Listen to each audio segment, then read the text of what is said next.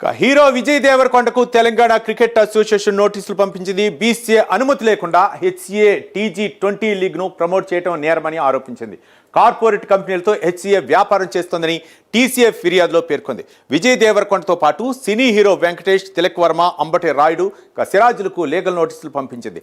లీగ్కు 45 రోజుల ముందు అనుమతి తీసుకోవాలని, బీసీఏ అనుమతి లేకుండా డబ్బులు వాపస్ చేసి హెచ్సీఏ లీగ్ నిర్వహిస్తోందని టీసీఏ చెబుతోంది.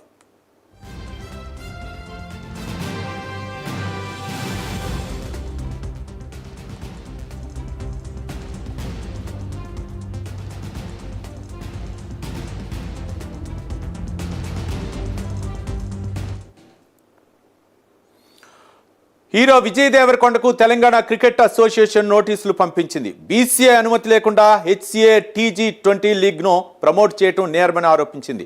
కార్పొరేట్ కంపెనీలతో హెచ్సీఏ వ్యాపారం చేస్తోందని టీసీఏ ఫిర్యాదులో పేర్కొంది. విజయ్ దేవరకొండతో పాటు సినీ హీరో వెంకటేష్, అలాగే తిలక్ వర్మ, అంబటి రాయుడు, సిరాజులకు లీగల్ నోటీసులు పంపించింది.